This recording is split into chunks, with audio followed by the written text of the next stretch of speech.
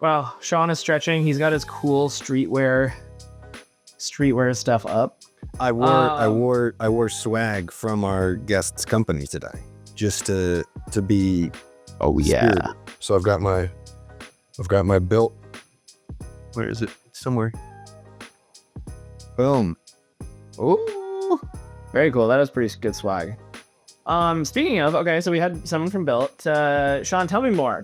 This is one of our Cortera customers, but tell me more about who we have on. Yeah. So, I worked at Bilt for 3 years and change, and easily can say, other than the Army, it was the most life-changing, career-changing job I've had. Learned a ton, grew a ton, and what a phenomenal team.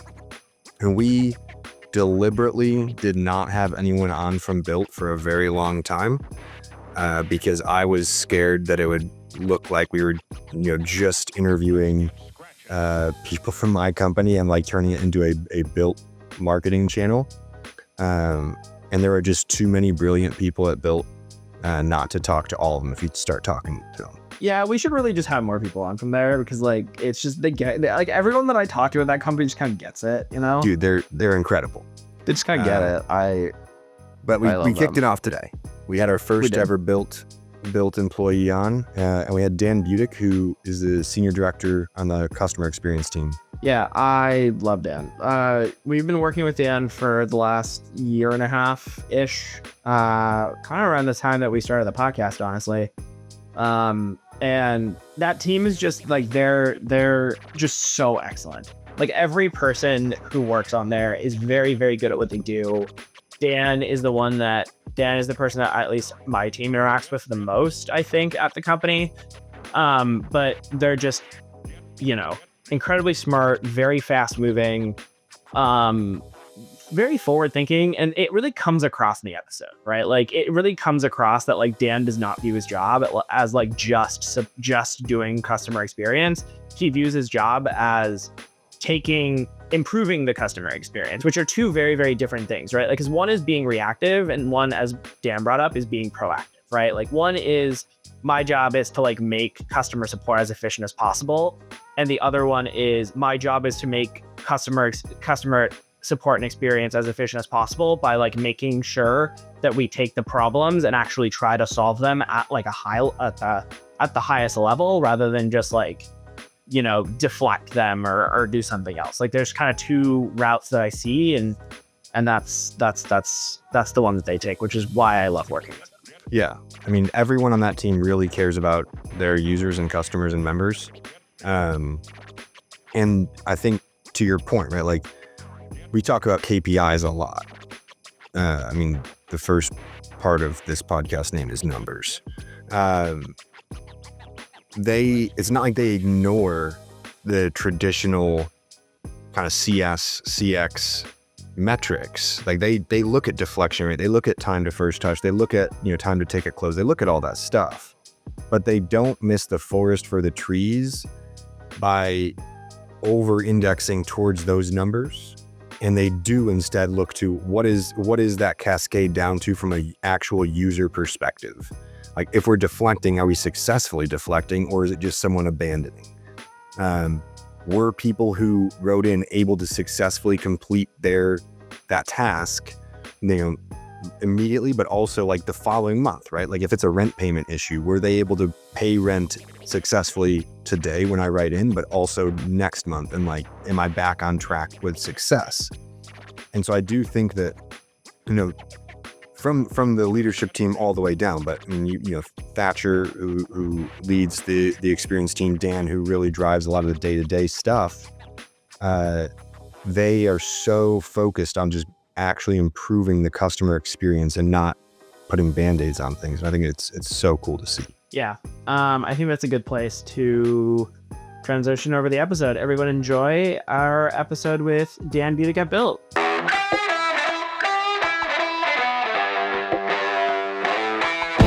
I'm Ibby Syed. I'm Sean Collins. And this is Numbers and Narratives. And we're live on Numbers and Narratives. Today we've got Dan Budick. Dan, we've obviously known each other for a while, but you and Sean go back to Sean's days at Bilt. Do you want to introduce yourself, talk a little bit more about what you do at Bilt, and we'll go from there? Yeah. First off, thanks for having me on, guys. Super excited. Been a listener to the show since you guys started. So super excited to be on. Yes, a listener becomes a Oh, listener. you guys got plenty. You guys got plenty of listeners, man. Hey, all Sean's mom, my mom, and a couple other people. But seriously, awesome to be on. My name, like you said, Dan Budick. I serve as the Senior Director of Customer Solutions here at Bilt. Been with Bilt almost 4 years, coming up in July, which is pretty wild. Really have seen it grow from a startup into the business we are today, which has been very cool to see and a really awesome experience. And I am really kind of directly involved in not only our day-to-day operations from a support standpoint, but also, as you guys know, looking into tooling and resources for our team, and even the greater Bilt org that can help us better understand our customers' needs, and also put our agents in a really good position to win.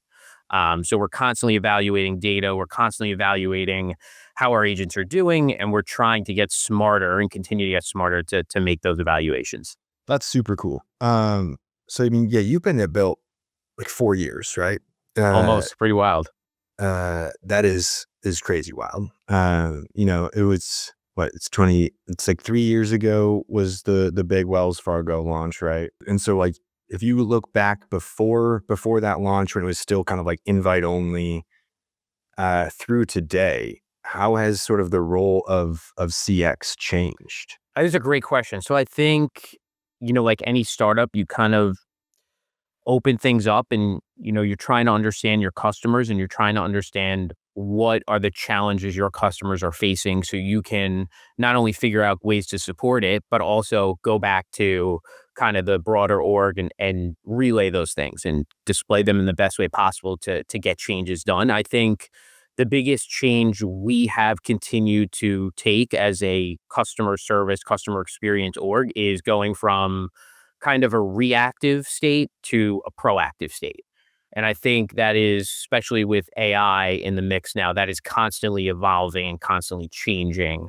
So I would say just kind of going from, hey, member reaches out, we react, to, hey, we're actually finding things ahead of time and we're building processes to create as good as a user experience as we can under whatever circumstances we have for whether it's a partner limitation, whether it's something we're working on internally. So we have kind of that way to really redirect the member experience. And I think just transitioning from that reactional state to the kind of proactive state is really the biggest transition we've taken. And, aside from also just scale and adding more bodies and getting more involved in AI, that really reactive approach to more of a proactive approach, which we've been, I would say is constantly evolving with AI being introduced into the mix. Nice. I'm putting you a little bit on the spot here, but as always, the algorithm loves stories. Do you have any because this is something that I see from you guys like time and time again. I guess like spoiler alert, you guys are Coursera customers. So Dan, you and I spend a lot of time chatting. I've got I know that obviously like some of the way that people think about it, some of the way that people think about like proactive versus reactive is um what's that word? When somebody comes and they talk to your chatbot instead of talking to you and then they leave. There's like a word for it. Oh my God. Deflection? Yeah. So like sometimes people think about that as deflection, but the thing that you're talking about is a little bit more meta than that. Do you have any like stories of that you can share with the show on a time where, hey, like you guys were looking at the information, you're like, oh, hey, like this is actually a fairly large problem. Let's go back to X team implemented the change and you actually saw like a decrease in ticket volume or increase in NPS. What does that look like? Yeah. So specific examples, I don't know if I want to jump into like specific kind of examples, but there are several things that we've done where, we've been able to show data on, hey, maybe it's not a problem we're seeing, that's making a lot of noise, but is a problem within our customer base or a specific segment of our customers that they're having challenges with. And if we can show that, hey, maybe of our entire population of users, it's not that many people, but if you look inside a segment of users, which maybe we're targeting for X, Y, and Z, that actually is a big population of users. And we want to create that experience better, because if they're having good experience, then we can do different things and be able to market things to them and feel better with them, having a better experience overall. So I think it's more so that, um, I think with everything, and I think this is one of the biggest things I've learned since joining Built is, I think because I'm so ingrained in the product and kind of our users, I know what the problems are, and I can Yeah. tell you what the problems are, and I could tell you how, we at a customer service level can fix them. But I think one of the number one things I've learned since I've started here is like, how do you make it impact other teams? Like, what can you show within the number of people reaching out, or within X, Y, and Z, that can really move the needle for other teams, and present the data in a certain way that speaks louder than just me saying it. And I think like that is a skill that I think anyone within kind of the customer service space really needs to have, because if you can do that, then you can really move the needle on things It's without. that storytelling. It's It's the storytelling. storytelling, right? Like it's Exactly. the And storytelling. Like, it is. That's a good word for it. And I come from a background of, being on TV and doing television and radio and broadcasting. So yeah, I think storytelling is a good way to put it. You gotta be able to kind of tell stories and paint the picture. So wait, I need to know more. You said you come from a background of being on TV, and wait, this is something I don't know about you. Wait, say more. Wait, yeah, Dan is a sportscaster. yeah, so What?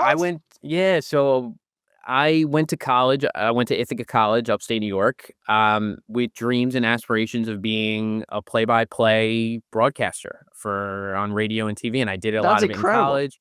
Yeah, I did a lot of it in college, and things change, careers change, and I kind of pivoted away from it as I started my career, and especially over the last 4 years here at Built. But yeah, but story back to the just storytelling. I think that's a very good word to put on it. It is storytelling. Maybe there's like no answer to this. I have some theses, but all right, let's like say that you go to, I don't know, you're selling.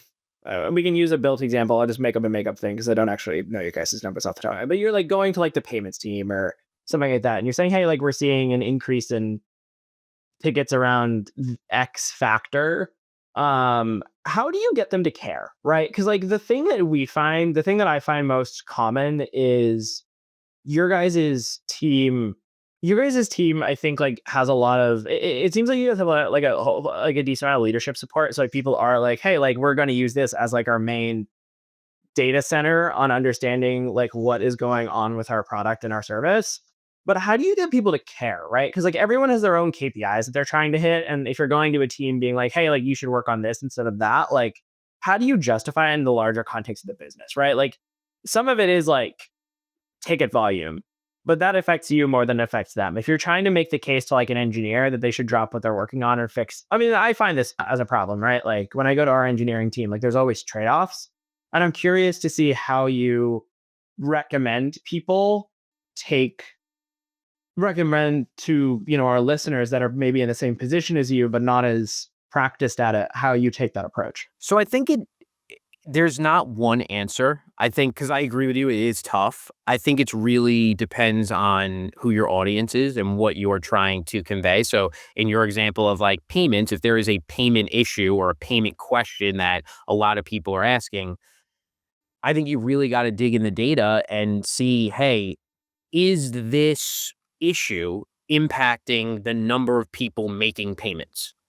And if you can kind of, you know, see into that and see if it does, then okay, you have a little bit of momentum here to approach X, Y, and Z about changing something. Or if it's not, yeah, and if it doesn't impact that, maybe it impacts something else. So you kind of got to be searching for it. And I think good people that understand the space, like I said before, that are in the space and kind of understand, your members. And I think that is one of the biggest things also you just have to do. You have to understand your members, and you have to understand what they want and what they don't want.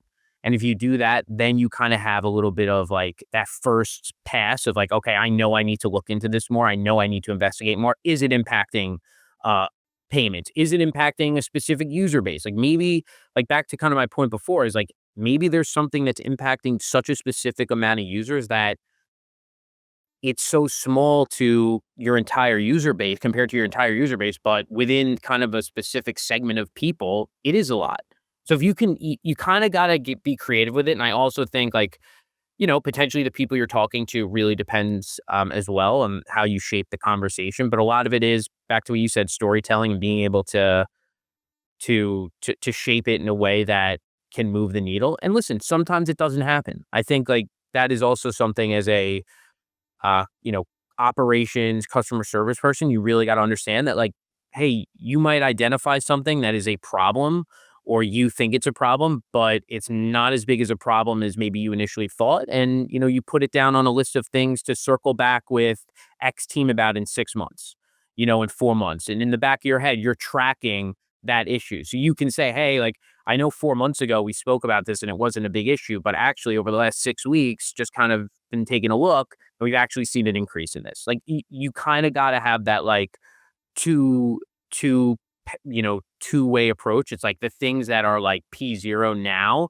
And then it's the things that are like, okay, it's small, it's not a lot, something to keep an eye on over the next, X amount of time. One thing that I always observed and admired about you and about a couple other people in the CX team, and I think is something I didn't appreciate uh, in previous roles, was how much of you being effective was a result of you building strong relationships across the organization, right? Like if you ask most people at Bilt, Dan Budick is the person that like you would like move in front of a car for, you would like try and get something done for, right? And I think that you got really good at building like a coalition of support, right? So let's just keep the payments example going, right?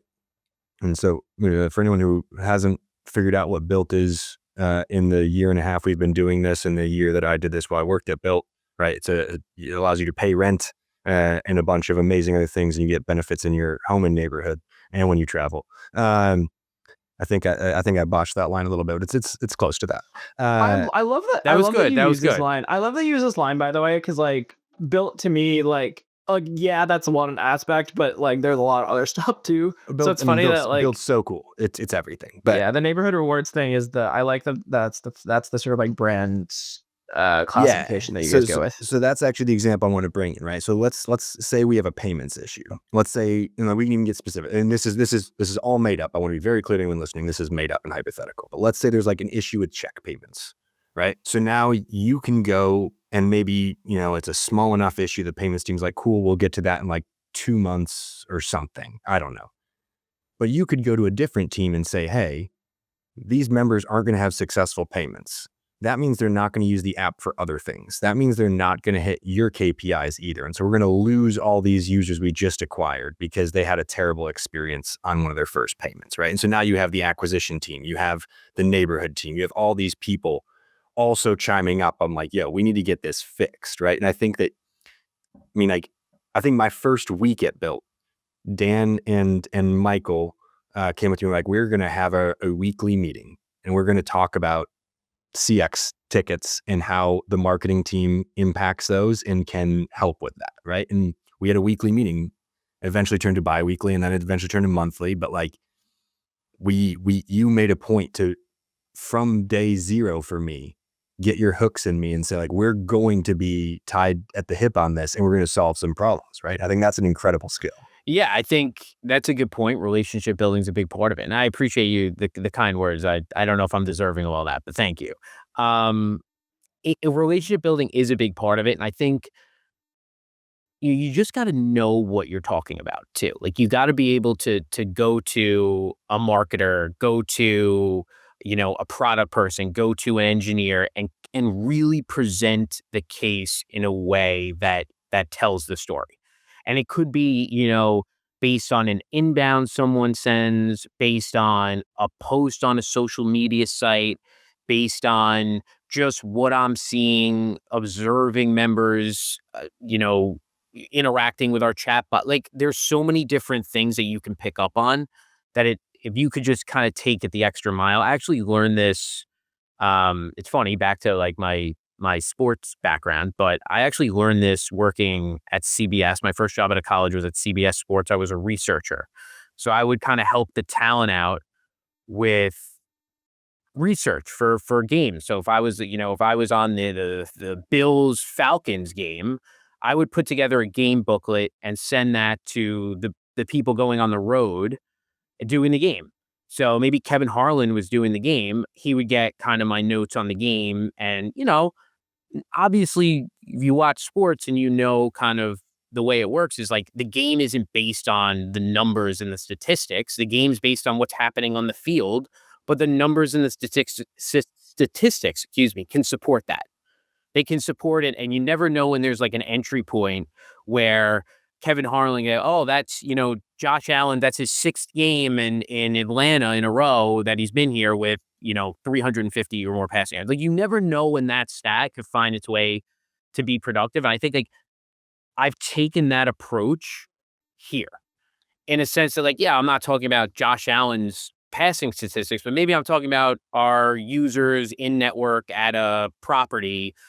And that, taking that same mindset that you never know when these statistics are going to be important and valued. And if you can document them or have kind of different ways to be prepared when these things come up, I think that's a big approach. I think that gains the trust, back to your point, Sean, of just knowing what you're talking about and being able to build those relationships and present it in a way that is digestible for you, whether it be your first day or your 100th day at Bilt. Like, that like, if I'm going to come up to you with something, like it has some meaning to it. I think that's important as well. That really, really plays a big factor. I think the way you presented, thinking about kind of the subsets of users and the segments of users and how that affects different ones, I think that's a piece that's missed by a lot of teams and erodes that trust, right? Like, so my favorite data analyst, which is the nerdiest thing I've said today, but my favorite data analyst has a line that everything in aggregate is bullshit. And if you want to look at numbers and get any figment of truth out of there or opportunity, you have to start slicing down into, okay, is it new users, is it repeat users? Is it people that, to Bilt's example, live in network or out of network? Is it state specific? Is it, do they have a card? Do they not have the card? Do they have the app? Do they not have the app, right? Like figuring out what those dividing lines are becomes really important because it allows you to, get the right people on board, but it also allows you to put more of a business case to it. Because if you just say, hey, tickets are up 10% on this topic, I don't really know what that means. But if you're saying it's affecting this group of people, and so that affects these three things, instantly you have more support. It makes sense. It makes sense as a priority. And I think that, again, that's something that you did really well. Yeah, I think that's, like I said, I think, Bilt has so many users, but we have so many segments within that user base that things could be impacting just certain people. And I think that's true across so many different businesses that you just have different users and you have different people interacting with the product or whatever you're bringing for different reasons. So just understanding that can help your case when presenting, a feature request or presenting a potential, bug or a product limitation that you just get more of a sense of what's actually happening. And I think that's a very good point. It's not, it's not just, inbounds are up by this percent on this category. Well, that could be so many different things. What is really happening? And like, how do you dig into it even more? And I think that's where we have found AI has really helped us, understand that a little better, because it is hard. It's hard when you are trying to figure out at a a high level, what are the payment issues, or what are the rewards issues people are having, or what are even for a different type of business, like what are the issues people are having. It can be so many different things that kind of relate to the same main topic. Like there's so many different tangled up lines you can get with it that you really have to be able to parse it out. And that's where I think AI is really hitting the customer service space, is being able to parse that out and help companies understand to the specific detail of what people are reaching out about. So specifically within this high level, rewards, it's actually these things that are like a segment of rewards that are driving all the volume. Like understanding that can change the way that you are perceived when you present these things to a CEO, a COO, a head of product, a head of engineering. Like it just changes that, because you're giving some substance to it. And the more substance you can give is super important. And Ibby, we've talked about this, we've spent hours, I feel like, talking about this, but the more substance, the better. And that's where you start to really get traction. It's hard, right, though, because like the first part, there's kind of been two things that I've I've heard, because I've kind of stayed silent the last 5 or so minutes just listening to you guys chat. And I think the two things that I've heard are, one is KPIs and metrics, right? So you need to be able to like tie the problem to a business value that like the team cares about. And then the second one seems to be like legitimacy. And I think legitimacy is the hard part, where like you kind of can't go in there and be like, hey, like we did some research, like they don't know who you are. Like you need to kind of like establish that credibility. You have to like whip the votes basically, which like what you need there is that you need to kind of like, you need to be specific, you need to be actionable, you need to give them information in the language they understand. One, because that allows them to actually like, move the cannon in the right direction, but also like, but also then like it just, it makes them realize that you like know what you're talking about. Like you're not just coming in and like, I don't know, you're not just coming in and Right. And I think, like, what, one of the things I love is like presenting something and being told that, like, hey, actually we need a little more. Can you dig into this a little more? And then it makes you think about it differently. It's all about conversation and understanding. Like we're not always going to hit it on the nail on the head the first time. Like like us, me, my team, we're not always going to dig into something and hit it on the head, right away. And know, hey, this is everything. These are the people it's impacting, this, and this. You might only at first, hey, we're noticing this. We've looked into it. This is what we found. Can you dig into it more? Can you tell us if X, Y, and Z? Sometimes you got to get that direction to get there. We're not always gonna figure it out on our own. This is why, like, it's all about the team. What can a team member bring up? What can, Sean Collins in marketing say that's like, oh, actually, I didn't think of it like that. Let me dig into that. Let me spend 25 minutes digging into that. And then you might uncover like, gold and figure out, oh, wait, this is it. This is the plot that I've been looking for. So that's a big part of it as well. I love that. And it kind of talks to your sort of adaptability, I think, which is another piece that I was excited to kind of talk about with you, is something that stood out to me. Was I'd never interacted with a support team that was so comfortable with like sort of experimentation or trying things, right? Like whether it's AI, you guys were early adopters of AI, when people were still nervous about it, especially in a financial space. Like I think you guys have leaned in there. I remember changing from all emails go to support at, so we used to be, so every single marketing message, if someone replied, it went to Dan and team, until we got just too large for that. The phone tree, even like how you structure the team, right? And so when I left at the end of the year, you had embedded your team across every other business unit in the company, to get CX kind of truly closer to both the product and the customer problems and be more proactive. So like, how do you, I guess like that felt very novel to me. Like how do you guys think about kind of experimentation and the idea that things don't have to be permanent? Yeah. So I think a lot of that is the message we get, from the company, and the way the company kind of works is that, like, hey, we're we're going to try things. We're going to do things, and we're going to be the first and cutting edge in winning in certain spaces. And I think from a CX side, like we very much have taken that to heart. Like we want to, be as innovative as we can on AI. We want to make sure like if our team members are, here in New York and they're working here at Bilt, like we want them to be inundated in the product. We want them to be able to be extensions of, you know, myself, the rest of the CX kind of leadership as far as like understanding the product, understanding the customer issues, and being able to relay those to folks. And I think like, obviously we've gotten to a point, and Sean, you remember this, like we've gotten to a point where, there was a time when, I was in every meeting about every part of the product. Awesome. I had my kind of hands in everything, which was great. But you get to a certain size, and things change, things evolve. Like you got to be able to grow with the size of the company and the way the company moves.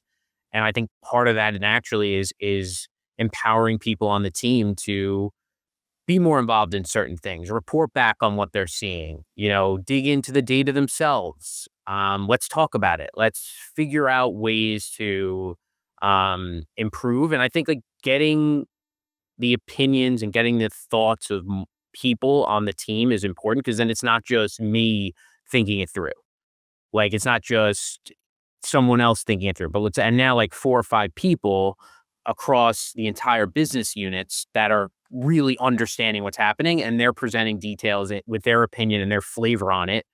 Then now, oh, I didn't think about it. There's a great call. Let's do this, that, and the other to follow up on that. Like you just gotta evolve. And I think, this business has grown and grown so fast, which is incredible, but it's also challenged us in a great way to really stick with that growth and like, how do we adapt to it? And I think we've really, from a customer support standpoint, have like done a really good job. I'm very proud of the job we've done at doing that, continuing doing it also as we continue to make Bilt bigger and better and do a lot of different great things over the next, several years. Like there'll be more innovations, there'll be more evolving for not just myself, but the rest of the team. So I think that's a very important element. And you got to be flexible. You got to be adaptable. You got to wear different hats. Unfortunately, that's something that's something that's always come to me is like, hey, you sometimes got to do this. You sometimes got to do that. You sometimes got to jump on the product side, and you got to jump a little bit on the engineering side, even with, limited engineering knowledge, or I'm not super technical, but there has to be some sort of like baseline understanding so you can go to an engineer and present, something like along those lines. So, and I think that's something we empowered to the entire team. Nice. One random question for you, I think before we end, is you kind of alluded to this throughout the entirety of this episode. But I think like focus kind of matters, right? Like when you're trying to build a company, sometimes like some of the things go by the wayside. My question to you is like, how do you if you were to give like one advice to somebody who is at a company that was in Bilt's position 3 years ago, right? Like you're kind of like on this like explosive growth curve. You're kind of seeing all the numbers start to tick up. They're in your position to be able to like kind of keep their head on straight. What's the best advice that you can give them on how to like kind of stay focused on what matters? Know the product, whatever kind of field you're in, like just know the product and learn it as best as you can. Cause then that's like 70% of it.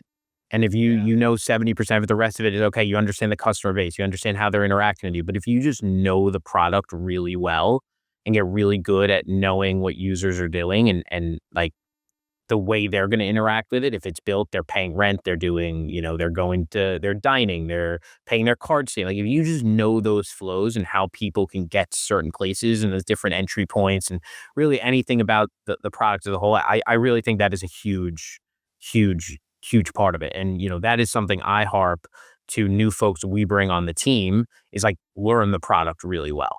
Like if you can learn the product really well, like you are going to have success because you are going to know from reading a conversation with our chatbot where the member got confused because you know the product so well that like you just know it, and that I know exactly what that user did, and like you can picture them going through it in your head. Like that's how you really get that's how you really can keep your head on straight. Because then if you know the product, you can, the rest is just really understanding, kind of like we talked about the rest of the podcast, like understanding who your audience is, understanding how to present the data. Like that's a different side of it, but 70% of it is really understand the product, know your customers, and know how they're interacting with the product, and know like different ways they're going to interact with the product, and then you're set up for success. That's super interesting. And honestly, great advice to end on. Great advice to end on. One last thing.